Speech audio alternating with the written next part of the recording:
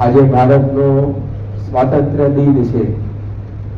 એ નિમિત્તે દેશભરમાં જે ઉજવણી થવાની છે એનો પણ મુખ્ય મધ્યવર્તી વિચાર યુવા શક્તિ ફોર વિકસિત ભારત, વિકસિત ભારત માટે યુવા શક્તિ કેવી ઉપયોગી થઈ રહી છે તે રાખવામાં આવ્યો છે। યોગાનુયોગ અહીંયા સ્વામીશ્રીના સાનિધ્યમાં પણ આજે સવારે અને સાંજે યુવકો દ્વારા પ્રસ્તુતિ થવાની છે, કારણ કે આપણી ગુણાતી સંત પરંપરા કે યુવા શક્તિની પીછાણનારી એને વિકસાવનારી રહી છે। મહંત સ્વામી મહારાજે યોગી બાપા વિષયક એક લેખ પૂર્વે સ્વામિનારાયણ પ્રકાશમાં યોગી જયંતિ ઉપક્રમે લખેલો, યોગી શતાબ્દીનો ઉત્સવ આવી રહેલો કે આખું વર્ષ સ્વામિનારાયણ પ્રકાશમાં યોગીજી મહારાજના જુદા જુદા પાસાને ઉજાગર કરતા લેખ છપાતા। એમાં મહંત સ્વામી મહારાજે પોતે પણ એક લેખ લખેલો, એમાં તેઓએ જણાવેલું કે યોગીજી મહારાજ ઉપરથી સીધા સાદા ભલા ભોળા જણાતા, પરંતુ કેટલા આર્ષ દ્રષ્ટા હતા, દીર્ઘ દ્રષ્ટા હતા, દૂરનું જોઈ શકવું એવી એમની ક્ષમતા હતી, અને સાથે જે કોઈને પણ ન સ્ફુરે એવા વિચારોને આયોજનો તેઓએ આપણને આપ્યા। એમાં એક આ યુવા પ્રવૃત્તિની વાત કરેલી। તે સમયની અંદર અને અત્યારે પણ આપણે ઘણી વાર જોઈએ છીએ કે જુદા જુદા ક્ષેત્રના લોકો યુવાનો વિશે જુદો જુદો અભિપ્રાય આપતા હોય। એ સમયની અંદર માતા પિતા એમ કહેતા કે યુવકો બધા વંઠી ગયા છે, આપણે કઈ ઉગમડે જાય છે આથમડે। શિક્ષકો કહેતા કે યુવકો બધા બગડી ગયા છે। ધર્મગુરુઓ ઘણા કહેતા કે યુવકોને ધર્મ માટે, અધ્યાત્મ માટે કોઈ રસ રહ્યો નથી। તો બધા જયારે જાકારો આપતા ત્યારે યોગીજી મહારાજે સૂત્ર આપ્યું, યુવકો મારું હૃદય છે। તો કેટલો અભિગમ એમનો સકારાત્મક હતો યુવાનો માટે, અને એટલે તેઓ યુવક મંડળો સ્થાપી શક્યા, ગુરુકુળો સ્થાપી શક્યા કે જેમાં ઉગતી પેઢીને વિકાસની સર્વોત્તમ અને સંપૂર્ણ તક મળે। આ આયોજન એ સમયમાં 1950-55ના અરસામાં કોઈને સ્ફૂર્યું નહોતું। આજથી 75 વર્ષ પૂર્વે યોગીજી મહારાજે યુવકોને આ રીતે પોતાના તરફ આકર્ષી ધર્મના માર્ગે વાળ્યા। 1990માં જ્યારે વલ્લભ વિદ્યાનગર ખાતે યુવા આંતરરાષ્ટ્રીય અધિવેશન યોજાયેલું, એની અંદર દેશ પરદેશના લગભગ 20 થી 21,000 યુવા યુવતીઓ જુદી જુદી સ્પર્ધા માટે એકત્રિત થયેલા। મુખપાઠ સ્પર્ધા એમાં મુખ્ય હતી। તે સિવાય પણ યુવા શક્તિને મુખરિત કરે એવી વક્તૃત્વ સ્પર્ધા, કીર્તન ગાન સ્પર્ધા, પ્રશ્નોત્તરી, રમતગમત, ખેલકૂદ, આ બધું પણ ત્યાં હતું। એ સમયે જ્યારે અધિવેશન કે પૂર્ણાહુતિ પામવાનું હતું 26/5/1990ના દિવસે, તો એના સમાપન સમારંભમાં તત્કાલીન લોકપ્રિય રાષ્ટ્રીય નેતા અને પછી ભારતના ઉપવડાપ્રધાન બન્યા અને ભારત રત્નનો પણ ખિતાબ જેઓને મળ્યો કે લાલકૃષ્ણ અડવાણી ઉપસ્થિત થયેલા। અને એમ કે અડવાણીએ આ સમુદાય 20-25 હજારનો એ ત્યાં આગળ જોયો। પહેલી જ વાર પ્રમુખ સ્વામી મહારાજના સંપર્કમાં આવતા હતા, પરંતુ એમણે સભામાં સંબોધન કરતા જણાવેલું કે મોટે ભાગે ધાર્મિક મેળાવડા હોય, ધાર્મિક આધ્યાત્મિક આયોજન હોય, એમાં ધોળા વાળવાળાની સંખ્યા વધારે હોય। ધોળા કાળા કરીને બેઠાની વાત જુદી હોય છે, પણ તે મોટે ભાગે ધાર્મિક આધ્યાત્મિક આયોજનોમાં વડીલોની સંખ્યા એ વિશેષ હોય। પરંતુ પહેલી વાર હું જોઈ રહ્યો છું કે આ એક ધાર્મિક આયોજન છે, એમાં સરેરાશ 18 થી 28-30 વર્ષના યુવાનો હજારોની સંખ્યામાં આવા એકત્રિત થયા છે, અને તેઓ આવું સંયમી જીવન જીવે છે। આ બધું જોઈને અમને લાગે છે કે સરકાર જે કાર્ય કરી શકતી નથી, યુવાનોને સદગુણોના માર્ગે, સદાચારના માર્ગે વાળવાનું, એ કાર્ય પ્રમુખ સ્વામી મહારાજ જેવા સંતો દ્વારા થાય છે. તો પ્રમુખ સ્વામી મહારાજ, યોગીજી મહારાજ, એમણે યુવા શક્તિને યોગ્ય દિશા આપી. ગતિ તો હતી, યુવાનો બધા ઉર્જાવાન હોય, એનર્જેટિક હોય, પરંતુ એને દિશા આપવાનું કાર્ય આપણા ગુરુઓએ કર્યું. જ્યારે સ્વામી બાપા 7 એપ્રિલ 1984 ના રોજ વેટિકન સિટીમાં ખ્રિસ્તી ધર્મના વડા નામદાર પોપ જોન પોલને મળ્યા, વિવેકીવન સ્વામી એ વખતે ત્યાં ભેગા હતા, તો એમને એ નામદાર પોપને આશ્ચર્ય થયું કે સ્વામીશ્રી સાથે બધા યુવાન સંતો હતા. તો ઘણું આશ્ચર્ય પામ્યા કે યુવાનોને આવી પ્રેરણા એ કેવી રીતે અહીંયા મળી શકે છે. તો જે કોઈ પણ પ્રમુખ સ્વામી મહારાજના, યોગીજી મહારાજના યોગમાં આવતા, એ બધાને આ એક આશ્ચર્ય થતું, સાથે અહોભાવ થતો કે કોઈ ન કરી શકે એવું કાર્ય આ સંત દ્વારા થઈ રહ્યું છે. અને એના માટે યોગીજી મહારાજે, પ્રમુખ સ્વામી મહારાજે ગુરુકુળ છાત્રાલયની પ્રવૃત્તિ પણ વિકસાવી. કારણ કે શિક્ષણ સાથે સંસ્કારનો સાંધો મારવો જરૂરી છે. એટલું શિક્ષણ હોય, એટલું એજ્યુકેશન હોય, એટલાથી સફળતા કદાચ મળે, પણ સુખ શાંતિ ને જીવનની સાર્થકતા એ આખી જુદી બાબત છે. એમ એકલા લોટથી કઈ પીંડો ના બને. ભાખરી, પૂરી, રોટલી આપણે બનાવીએ, એમાં લોટ હોય છે, લોટમાં મોણ ઉમેરવું પડે. એટલો લોટ મસળ્યા કરો તમે તો ક્યારે રોટલી ખાવા ભેગા થાવ. પરંતુ લોટમાં મોણ નાખીએ એમાંથી પીંડો બને, એને વળીએ, ગુલ્લા થાય, એમાંથી પછી પૂરી, ભાખરી, રોટલી વગેરે બને. તો એમ શિક્ષણની સાથે સંસ્કારનું મોણ ભળે તો જ વ્યક્તિના જીવનમાં સુખનો પિંડો તૈયાર થાય, તો જ એના જીવનમાં શાંતિ અને સાર્થકતાનો અનુભવ થાય. એના માટે યોગીજી મહારાજે વિદ્યાનગરની અંદર છાત્રાલયનો પાયો નાખ્યો. એમાં પણ નિમિત્ત બન્યા પરમ પૂજ્ય મહંત સ્વામી મહારાજ. 1954ના વર્ષની અંદર જ્યારે યોગી બાપા વસંત પંચમીનો ઉત્સવ ઉજવવા ટ્રેન દ્વારા આણંદથી વડોદરા જવા માટે નીકળ્યા. અટલાદરામાં ઉત્સવ ઉજવવાનો હતો અને આણંદથી ટ્રેન ઉપડી તો રસ્તાની અંદર BA એગ્રીકલ્ચરલ કોલેજ આવી. તેમાં એ વખતે પૂજ્ય મહંત સ્વામી મહારાજ ભણતા. ત્યારે યોગી બાપાની સાથે ટ્રેનમાં બેઠેલા રમણભાઈ નામના યુવક, હાલ પૂજ્ય ડોક્ટર સ્વામી, એમણે યોગીજી મહારાજને કહ્યું કે જુઓ બાપા, આ સામે બિલ્ડિંગ દેખાય છે એ વિનુભાઈની કોલેજ છે, એટલે કે મહંત સ્વામી મહારાજ આમાં ભણે છે. તો આ સાંભળીને યોગીજી મહારાજે એ કોલેજનું સંકુલ હતું, કોમ્પ્લેક્સ, તે બાજુ પોતાનું મસ્તક ફેરવ્યું અને મસ્તક સેજ નમાવ્યું, જાણે બિલ્ડિંગને વંદન કરતા હોય એવા ભાવથી. અને પછી યોગી બાપા બોલ્યા કે જય વિનુભાઈની કોલેજ.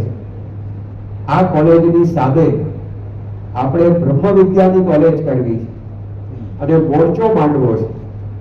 ડોક્ટર સ્વામી કહે છે કે એક વખતે પહેલી વાર મેં બ્રહ્મ વિદ્યા શબ્દ જીવનમાં સાંભળ્યો કે આવી પણ કોઈક વિદ્યા હોય છે ભણવાની. અને એ વખતે તો કઈ ખબર પડી નહીં કે આ બ્રહ્મ વિદ્યાની કોલેજ યોગી બાપા સ્થાપવા માંગે છે શું હશે. પરંતુ 20 જૂન 1965માં વલ્લભ વિદ્યાનગર ખાતે અત્યારે જે આપણું છાત્રાલય કાર્યરત છે એનો પ્રારંભ થયો. ત્યારે સૌને સમજ્યા કે યોગીજી મહારાજે આ એક બ્રહ્મ વિદ્યાની કોલેજ સ્થાપી. અને એ કોલેજ એટલે કે છાત્રાલયને તૈયાર કરવામાં પણ પ્રમુખ સ્વામી મહારાજ, મહંત સ્વામી મહારાજ, આપણા સદગુરુ સંતો ઈશ્વર સ્વામી, કોઠારી બાપા, ત્યાગ વલ્લભ સ્વામી વગેરે પાયા ખોદવાના શ્રમની અંદર જોડાયેલા. તો આ સંસ્થાની જે છાત્રાલય પ્રવૃત્તિ છે એ પ્રવૃત્તિના પાયામાં આવા સત્પુરુષોના પરિશ્રમનું અમૃત ભર્યું છે. પછી એ છાત્રાલયમાંથી તૈયાર થનારા યુવકો સર્વોપરી કેમ ન બને, જેના પાયા ઘડાયા હોય સત્પુરુષના હાથે. પ્રમુખ સ્વામી મહારાજે સ્વયં પગારા પાવડા કોદાળા હાથમાં લીધેલા. મહંત સ્વામી મહારાજે પોતે એ પાયા ખોદવાની સેવા કરેલી.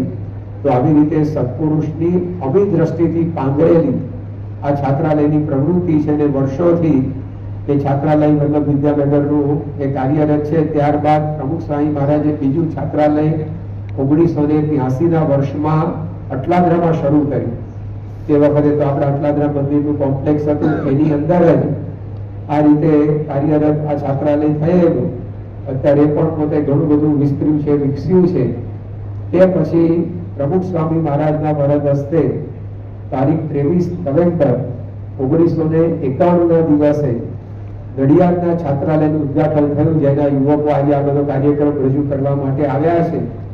તો સ્વામી બાપાએ પોતે આ 23 નવેમ્બર 1951ના દિવસે 36 વર્ષ પૂર્વે આ નડિયાદમાં છાત્રાલયનો પ્રારંભ કર્યો અને અત્યારે ત્યાં પણ ઘણો બધો વિકાસ થયો છે. અને પ્રમુખ સ્વામી મહારાજ પછી વર્તમાન કાળે પરમ પૂજ્ય સ્વામીશ્રી પણ આ નડિયાદના છાત્રાલયને અને સમગ્ર સંસ્થાની શૈક્ષણિક પ્રવૃત્તિને ખૂબ જ પ્રોત્સાહન આપી રહ્યા છે.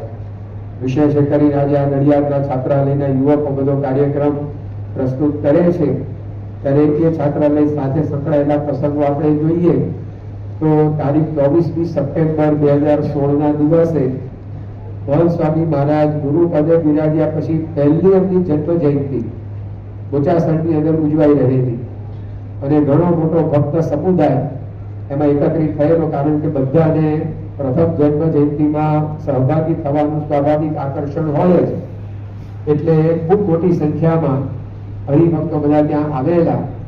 સવારે ઉત્સવ રંગે ચંગે ઉજવાઈ ગયો. સ્વામીશ્રીને સૌએ ખૂબ જ આ રીતે ગુણાનુવાદ ગાઈ, પુષ્પહાર વગેરે અર્પણ કરી બિરદાવ્યા. એ દિવસની સાંજે બોચાસણ મંદિરનો જે સભા મંડપ, એમાં સ્વામીશ્રી પોતાનું સાયમ ભ્રમણ કરવા માટે પધાર્યા.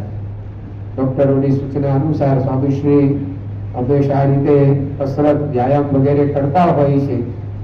એ દિવસે સાંજે પણ સભા મંડપમાં મહંત સ્વામી મહારાજ વોકિંગ કરતા.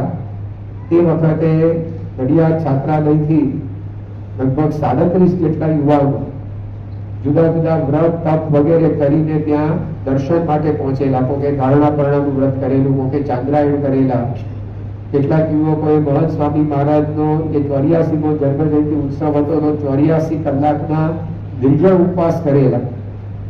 આ બધી વિગત એ સ્વામીશ્રીને એમના વોકિંગ દરમિયાન જણાવવામાં આવી અને વોકિંગ પછી જાહેરાત એ થઈ કે હવે આ છાત્રાલયના યુવકો જે વિશેષ વ્રત તપ કરીને આવ્યા છે એ યુવકોને વડીલ સંતો દ્વારા પારણા કરાવવામાં આવશે. ત્યારે મહંત સ્વામી મહારાજે કહ્યું કે આ બધા યુવાનોને પારણા હું કરાવીશ. એ વખતે અડધો કલાકનું એમણે વોકિંગ કર્યું હતું. એ વખતે તો ચાલવાની એમની ઝડપ પણ સારી એવી હતી, એટલે એ ઝડપે જો કોઈ અડધો કલાક ચાલે તો જરૂર હાફ 84 વર્ષની ઉંમરે તો ચડે જ. એટલે એમને હાફ ચડેલો, થાક લાગેલો. તેમ છતાં પણ સ્વામીશ્રી પોતે ત્યાં યુવકોને પારણામાં શરબત આપવા માટે બિરાજ્યા. તો બધાએ કહ્યું કે સ્વામી આ શરબત તૈયાર થયું છે, એમાં પુષ્પો પધરાવી દો, બધાને અમે શરબત આપી દઈએ. સ્વામી કે ના, બધાને મારે ઇન્ડિવિડ્યુઅલ વ્યક્તિગત એ શરબતનો ગ્લાસ આપવો છે. અને 37 યુવકોને સ્વ હસ્તે મહંત સ્વામી મહારાજે સ્વયં પારણા કરાવી. તો આ છાત્રાલયના યુવાનો પ્રત્યે સ્વામીશ્રીને લાગણી રહેલી છે. કોઈ પણ આયોજન છાત્રાલય દ્વારા ગોઠવાય તો સ્વામીશ્રી હંમેશા એને પ્રતિસાદ આપે. 2019ના વર્ષમાં જ્યારે મહંત સ્વામી મહારાજ નડિયાદ પધાર્યા તે વખતે તો અત્યારે જે શિખરબંધ મંદિર છે ત્યાં આગળ જ તેઓનો ઉતારો હતો. ત્યાં આગળ જ બધા કાર્યક્રમો યોજાતા અને છાત્રાલય આપણું કોલેજ રોડ ઉપર, એટલે ત્યાં આગળ યુવકો કાર્યક્રમ પ્રસ્તુત કરવા હાલ જ્યાં નવું મંદિર બન્યું છે ત્યાં આવેલા. કાર્યક્રમ આખો સાંજની સભામાં સુંદર રીતે રજૂ થયો, પણ એમાં યુવકોએ ઔપચારિક રીતે મહંત સ્વામી મહારાજને છાત્રાલયમાં પધારવાનું આમંત્રણ આપ્યું કાર્યક્રમના ભાગરૂપે. પરંતુ સ્વામીશ્રીએ ભલે આમંત્રણ ઔપચારિક રૂપે કાર્યક્રમના ભાગરૂપે અપાયેલું, પણ સ્વામીશ્રીએ એને ગંભીરતાથી લીધું અને બીજે દિવસે એમનો કાર્યક્રમ ઘણો વ્યસ્ત હતો. નડિયાદના 2-3 ધાર્મિક સ્થાનોમાં એમની પધરામણી ગોઠવાયેલી, મુલાકાતીઓ પણ ઘણા હતા, સવાર સાંજની સભાઓ પણ હતી. એની વચ્ચેથી સમય કાઢી અને ખાસ એ છાત્રાલયની અંદર પોતે પગલાં કરવા જઈ પહોંચ્યા. યુવકોને તો ઘણું આશ્ચર્ય થયું, કારણ કે એમણે તો ધાર્યું નહોતું. અત્યારે લખ્યું છે કે આપણે સપનું છે કે શું, એ બધા યુવકોને પણ એ થયું કે આપણે તો કાર્યક્રમમાં સહેજે સહેજે સ્વામીશ્રીને કહે કે સ્વામી અમારા છાત્રાલયમાં પધારજો, અને સ્વામીએ તો ત્વરિત પ્રતિસાદ બીજા દિવસે જઈ પહોંચ્યા. તો આવી રીતે યોગીજી મહારાજે જે યુવા પ્રવૃત્તિને પોષણ આપ્યું અને આ ગુરુકુળો સ્થાપ્યા, તો સ્વામીશ્રી પણ એને એવી રીતે સંપોષિત કરી રહ્યા છે, યુવકોને બધો લાભ આપે છે. તારીખ 1 ઓક્ટોબર 2016 દિવસે મહંત સ્વામી મહારાજ ગુરુપદે બિરાજ્યા બાદ પ્રથમવાર નડિયાદ પધારતા હતા. તે વખતે તો જૂનું આપણું મંદિર, ત્યાં જેમનો નિવાસ હતો એટલે છાત્રાલયમાં નિવાસ જેવું જ કહેવાય, કારણ કે છાત્રાલયનું સંકુલ, મંદિર બાજુનો સભા હોલ બધું એક જ કેમ્પસમાં, એટલે યુવકોએ બધાએ જુદી જુદી રીતે બધા કાર્યક્રમો ગોઠવી રાખેલા. એમાં 1 ઓક્ટોબરના દિવસે મહંત સ્વામી મહારાજને છાત્રાલયની અંદર બધાએ સત્કાર્યા. ત્યારબાદ 2 ઓક્ટોબરે મહંત સ્વામી મહારાજ જ્યારે એમના ઉતારેથી મંદિરે દર્શન કરવા માટે સવારે પહોંચે, તો વચ્ચે પસાર થતા લગભગ 20-25 કે બહુ તો 30-40 સેકન્ડ જેટલું થાય, તો એ દરમિયાન કંઈક પ્રહસન સ્કીટ રજૂ કરવી એવું બધા યુવકોએ ગોઠવેલું. અને એમાં આ 2 ઓક્ટોબરની સવારે સ્વામીશ્રી જ્યારે એમના ઉતારેથી મંદિરે જવા માટે નીકળ્યા, ત્યારે નડિયાદના બધા યુવકો એ હાથમાં સ્વામીશ્રી એટલે કે પ્રમુખ સ્વામી મહારાજની છબી એ લઈને ઉભા હતા. સ્વામી બાપા તો ધામમાં પધારી ચૂક્યા હતા, એને લગભગ 2 મહિના વીત્યા હતા, અને આ બધા યુવકો ત્યાં આગળ ઉભા રહી ગયેલા. અને એમણે મહંત સ્વામી મહારાજને પૂછ્યું કે સ્વામી, પ્રમુખ સ્વામી મહારાજ તો પોતે ધામમાં પધારી ગયા, હવે શું? ત્યારે મહંત સ્વામી મહારાજ પોતાના વક્ષસ્થળ પર હાથ મૂકી બોલ્યા કે ગયા જ નથી, અહીંયા જ છે. અને આ રીતે યુવકોને પોતાના સ્વરૂપની ઓળખ આપેલી આજે આપણને બધાને અનુભવ થાય છે કે પ્રમુખ સ્વામી મહારાજ નથી ગયા, સદા છે સત્સંગમાં રહ્યા. તો આવી રીતે એ છાત્રના યુવકોએ ત્યાં રજૂઆત કરી અને એમને સ્વામીશ્રીએ પોતે આવો સંદેશ આપ્યો. 2 ઓક્ટોબરે સાંજની સભામાં મહંત સ્વામી મહારાજ સમક્ષ છાત્રાલય દિન હતો, અને બધા યુવકો સુંદર બધી રજૂઆત કરતા. એમાં નડિયાદ છાત્રાલયની સદાબહાર ગઝલ, એની કવાલી એ ભાષામાં જે લખાઈ છે, આ સૂરજ પૂછે છે, આ ચાંદો પૂછે છે, ગગનમાં ચમકતા સિતારા પૂછે છે, પ્રમુખ સ્વામી શું છે, પ્રમુખ સ્વામી શું છે. ત્યારે નડિયાદ છાત્રાલયનો દશાબ્દી ઉત્સવ ઉજવાતો હતો, ત્યારે આ એક ગીત લખવામાં આવેલું, અને પ્રમુખ સ્વામી મહારાજ સમક્ષ યુવકોએ ખૂબ જ ઉત્સાહથી, ઉમંગથી, જોશભેર આ ગીત ગાયેલું. અને એમાં આશીર્વાદ પૂર્વે ગીત આ પૂરું થાય ત્યારે એની છેલ્લી પંક્તિ પ્રમુખ સ્વામી શું છે, પ્રમુખ સ્વામી શું છે 4-5 વાર બધાએ દોહરાવી, અને તરત જ સ્વામી બાપાના આશીર્વાદ શરૂ થતા હતા. તો સ્વામી બાપાએ પોતાની ઓળખ એ વખતે આપેલી કે પ્રમુખ સ્વામી મહારાજ એક સાધુ છે, ભગવાન સ્વામિનારાયણના ભક્ત છે, અને યોગીજી મહારાજના શિષ્ય છે.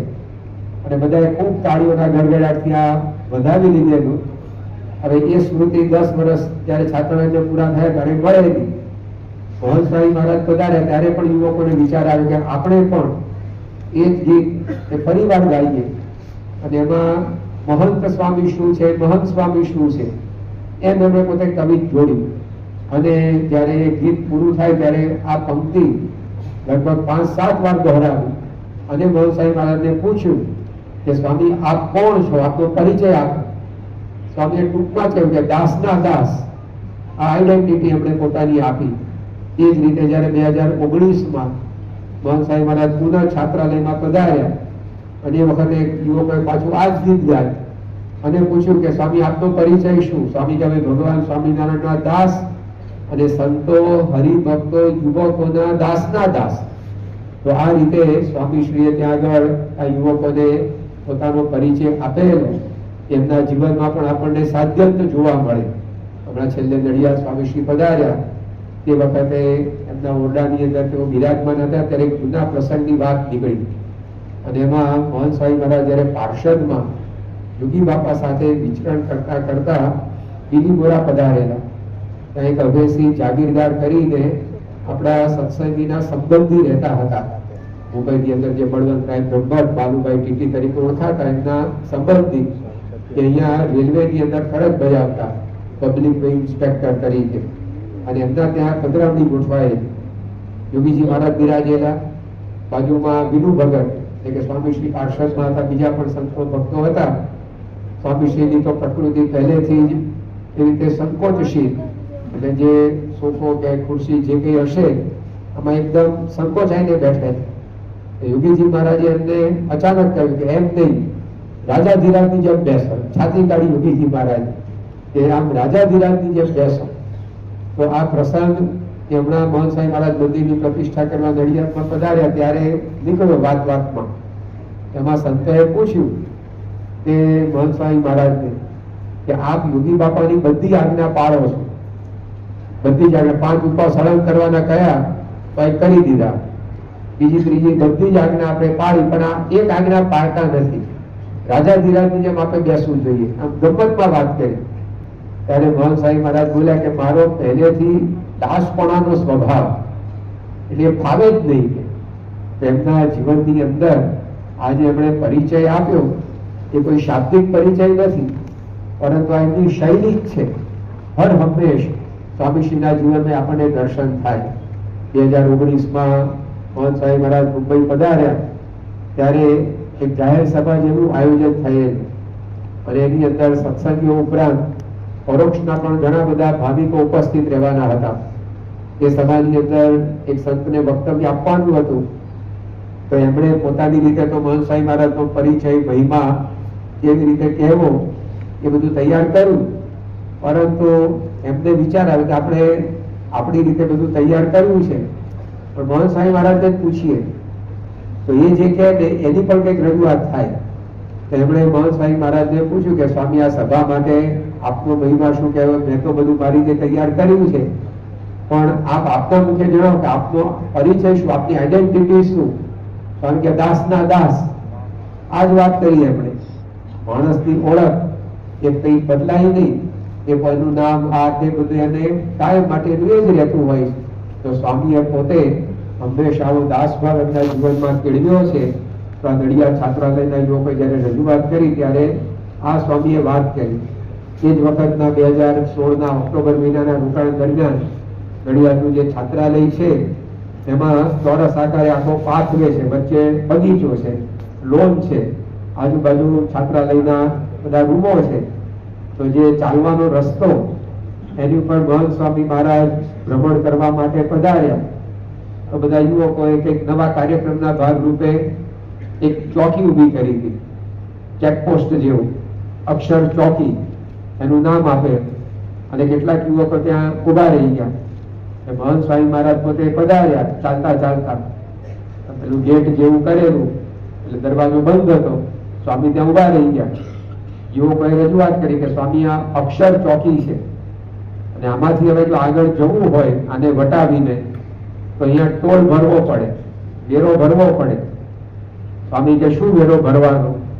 બધા યુવકોએ કહ્યું કે તમારે આગળ જવું હોય તો તમારે અમને ટોલ ચૂકવવો પડશે, તો તમે અમને ટોલમાં શું આપશો? સ્વામી કે અક્ષરધામ આપ્યું. તરત સાહજિક બોલ્યા. તો જો આપી શકે એવા હોય તો આ શબ્દ નીકળે. જો આમાં 5-25 રૂપિયા હોય તો માગે તો આગે આપ્યા લાવ, પણ ખિસ્સા ખાલી હોય તો કેવી રીતે આપી શકાય? તો સ્વામીશ્રીનું આ સામર્થ્ય છે એ પોતે આપણને અક્ષરધામની પ્રાપ્તિ કરાવે એવા સંત છે.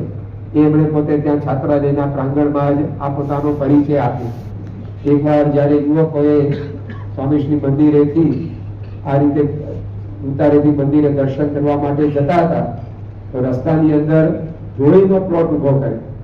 ઉત્તરાયણના દિવસે બધા સંતો ઘરોઘર જોડી માંગવા આપણે નીકળતા હોય છે. હવે આ તો ઓક્ટોબર મહિનો એટલે કે જોડી માંગવાનું હોય નહીં, એ તો 14મી જાન્યુઆરીનો દિવસ, એ દિવસે જોડી મંગાવી. પરંતુ આ તો પ્રહસન હતું, સ્કીટ હતી, એટલે એમાં બધું થાય. એટલે બધા યુવકો જોડી માંગવા માટે ઉભા રહી ગયા. હાથમાં આ રીતે સંતોની જોડીઓ લઈ લીધી. જેવા સ્વામીશ્રી પધાર્યા બધાએ બુલંદ સ્વરે સ્વામિનારાયણ હરે સચ્ચિદાનંદ પ્રભુ એમ આલેખ જગાવી. અને મોહન સ્વામી મહારાજને પૂછ્યું કે સ્વામી અમે આપની આગળ આ જોડી માંગી તો તમે અમને શું આપશો? સ્વામી કે હું આખો. સ્વામી બોલ્યા કે હું આખો જ.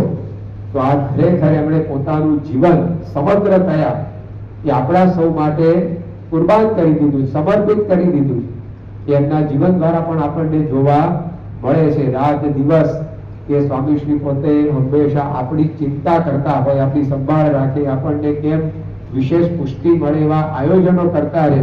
તો આ રીતે આપણે જોઈએ છીએ કે આ નડિયાદના છાત્રાલયની અંદર ઘણી બધી સ્મૃતિઓ, આવા ઘણા બધા માર્મિક સંદેશ એ સ્વામીશ્રીએ પોતે આપ્યા છે. હમણાં આપણે જે વાત કરી કે સ્વામીશ્રી ત્યાં છાત્રાલયના પ્રાંગણમાં વોકિંગ કરતા હતા, તો એ વખતે આ અક્ષર ચોકી વટાવીને આગળ નીકળ્યા. તો ત્યાં થોડેક આગળ ગયા તો વળી પાછા કેટલાક યુવકો નવીન રજૂઆત લઈને ઉભા હતા અને એમણે સ્વામીશ્રીને અટકાવ્યા અને મહંત સ્વામી મહારાજને પૂછ્યું કે સ્વામી, અમે તો આપને ચાહીએ છીએ, we all love you, but do you love us? અમે તો આપને પ્રેમ કરીએ છીએ, પણ તમે અમને ચાહો છો? સ્વામી કે yes, I love you all. હું તમને બધાને ચાહું છું. તો આ રીતે યુવકો સાથે યુવકો જેવા થઈને એ મહંત સ્વામી મહારાજ આ છાત્રાલયની પ્રવૃત્તિને એ પોષણ આપી રહ્યા છે અને એમનો પ્રેમ એ આપણને જુદી જુદી રીતે અનુભવાય પણ છે. એરિક ફ્રોમ નામના ચિંતકે લખ્યું છે કે true love is care, consideration and respect. સાચો પ્રેમ એ કોઈ જીભે જલેબીઓ પાડવાની વાત નથી, પરંતુ સાચો પ્રેમ આ 3 રીતે વ્યક્ત થાય. પ્રેમ એ કોઈ પદાર્થ નથી કે બતાવી શકાય.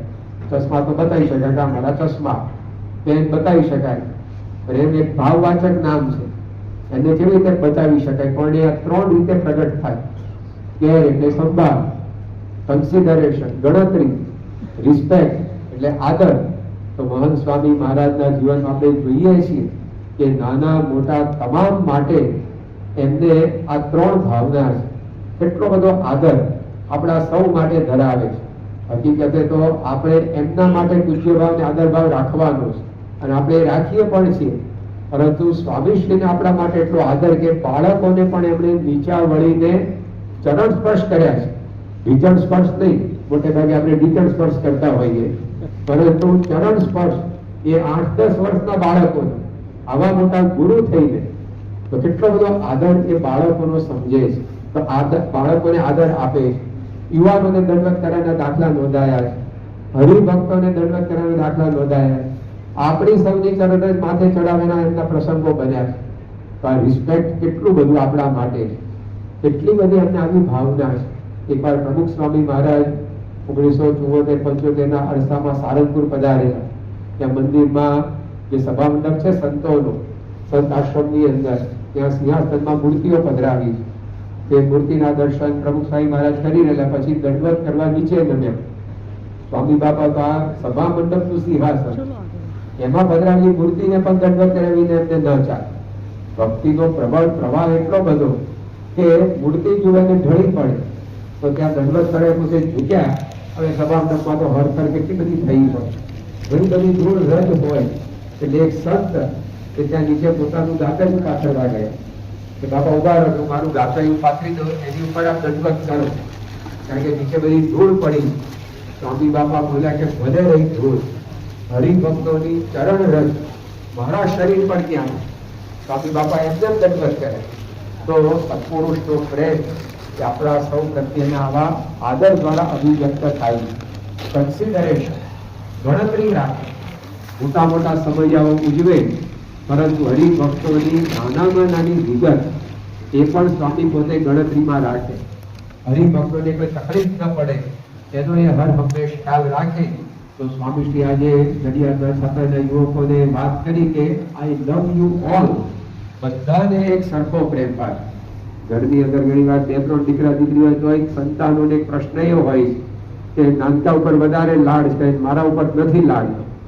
તો એક જ ઘરમાં ઉછળતા 2 દીકરા હોય તો આવો વેરો વાંદરો થઈ જાય. જ્યારે સત્પુરુષ મહંત સ્વામી મહારાજ લાખો હરિભક્તોને એક સમાન પ્રેમની અનુભૂતિ એ પોતે કરાવી શકે છે.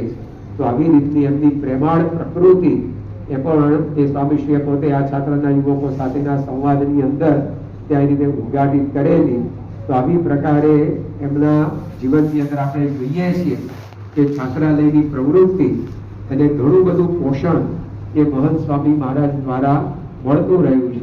સ્વામીશ્રી ઘણીવાર એ છાત્રાલયમાં પધારી અને સૌને એવો વિશેષ લાભ આપે, એમના આયોજનની અંદર ભળે.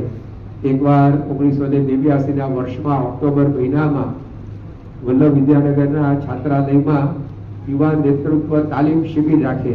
દિવાળીના વેકેશનના દિવસો હતા એટલે આખા સંપ્રદાયમાંથી, સંસ્થામાંથી લગભગ 400-500 યુવકો ચૂકેલા ત્યાં શિબિર માટે એકત્રિત થયેલા. મહંત સ્વામી મહારાજે સૌને પ્રવચન લાભ, કથા વાર્તાનો લાભ વગેરે આપ્યું. શિબિર તો પૂરી થઈ, પણ શિબિર બાદ પણ 5 દિવસ સુધીનું રોકાણ એ છાત્રાલયમાં સ્વામીશ્રીએ ઠરાવેલું. એ દરમિયાન છાત્રાલયના યુવકોનો એક કાર્યક્રમ, એક દિવસનું પર્યટન એ કબીરવડ બાજુ ગોઠવાય અને લગભગ 50 જેટલા યુવકો બસમાં બેસી અને ત્યાં આગળ સવારે 5 વાગે નીકળે, રાત્રે 12 વાગે પાછા આવે. આ રીતે આખું આયોજન હતું. પણ નીકળવાના આગલા દિવસે, પૂર્વ દિને, કેટલાક યુવકોને વિચાર આવ્યો કે આપણે બધા આ એસટી બસ દ્વારા પર્યટનમાં જવાના છીએ. મહંત સ્વામી પણ અહીંયા જ છે, આપણે એમને વિનંતી કરીએ એ પણ આપણી સાથે આવે તો કેવું? આ તો યુવાનોનું મન, એના તો ઘોડા પાર વગર ના દોડે. એટલે સીધા એ મહંત સ્વામી મહારાજની રૂમમાં ગયા અને એમને આમંત્રણ આપ્યું કે સ્વામી, અમારો આવતીકાલે આ કાર્યક્રમ છે, તો આપ એની અંદર આવશો? સત્પુરુષ ક્યારેય કોઈને ના પાડતા શીખ્યા નથી, એટલે આપણે હા પાડી કે આવીશું. દરેકના મનોરથો પૂરા કરવા એ જ એમનું પ્રયોજન છે, એના માટે જ એમનો અવતાર છે. 20 જુલાઈ 2019ના દિવસે સ્વામીશ્રી અટલાદરામાં હતા અને એ વખતે મંદિરમાં દર્શન કરી, પછી પ્રાસાદિક સ્થાનો, શાસ્ત્રી મહારાજની પ્રાસાદિક રૂમ વગેરેમાં દર્શન કરી, હરિભક્તોને મળી, પછી અલ્પાર કરવા બેસે એવો બધો કાર્યક્રમ ગોઠવાયો. તો સંતોને વિચાર આવ્યો કે મંદિરમાં દર્શન બાદ બીજી 20-25 મિનિટ જતી રહે છે, પછી સ્વામી અલ્પાર કરવા બેસે છે, તો મંદિરમાં દર્શન કરી લિફ્ટ દ્વારા નીચે ઉતરતા હોય ત્યારે એમને આપણે કંઈક પ્રવાહી પીવડાવી દઈએ એટલે અલ્પાર પેલા થોડો ટેકો રહે હરિભક્તો જોડે મુલાકાત વગેરેમાં. તો જ્યારે વાડકી અમને આ રીતે પ્રવાહી ભરીને ધરવામાં આવી તો સ્વામીએ પીવાની ના પાડી. તેમ છતાં પણ સેવકોએ 2-3 વાર આગ્રહ કર્યો કે થોડુંક પીવો. એટલે બધાને મન સાચવવા સ્વામીશ્રીએ સહેજ પ્રવાહી અંગીકાર કર્યું, પણ સંતોને થયું કે આપણે આગ્રહ કરતા દુરાગ્રહ જેવું થઈ ગયું લાગે.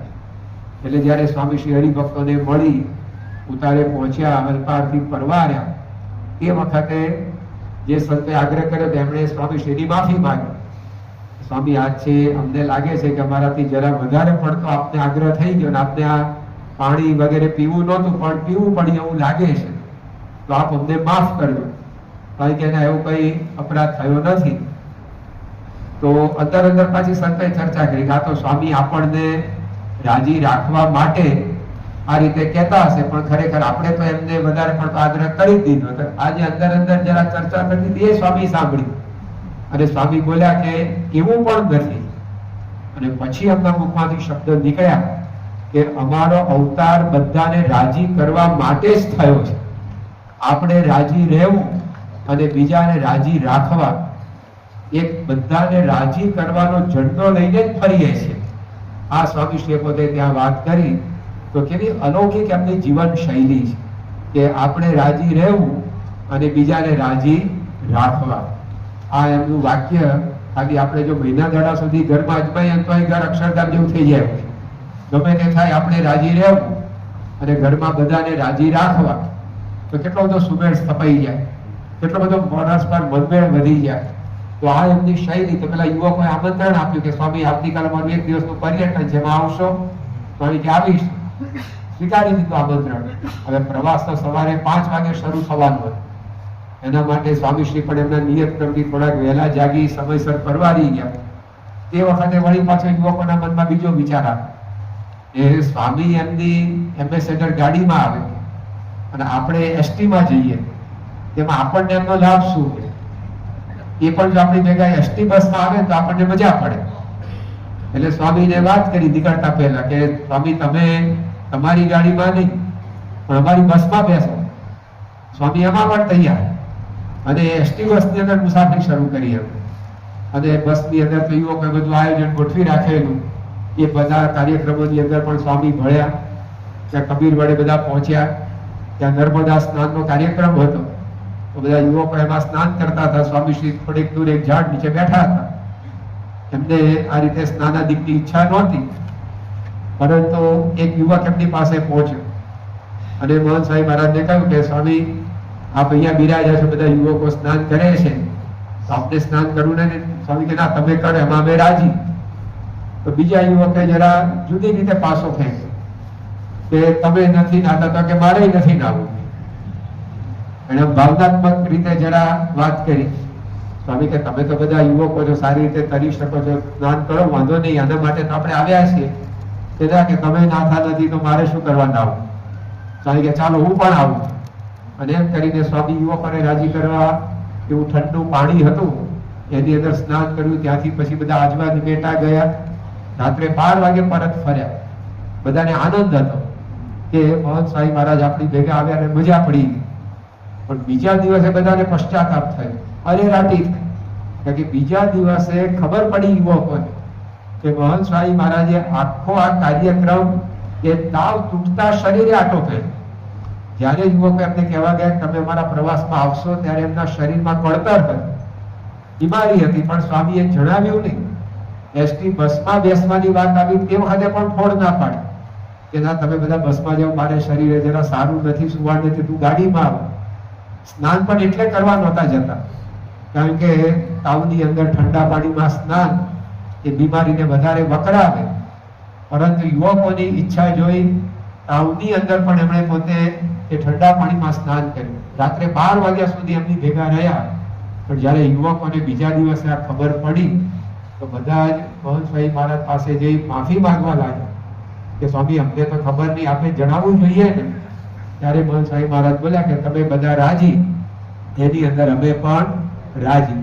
તો જો આ રીતે એમણે પોતે આ પોતાના યુવાનોને લાભ આપ્યો છે. છાત્રાલયના યુવકો પ્રત્યે આવો પ્રેમ એ કોઈ પણ છાત્રાલયની અંદર એ જ્યારે જાય ત્યારે હંમેશા સૌને ચાખવા મળ્યો છે.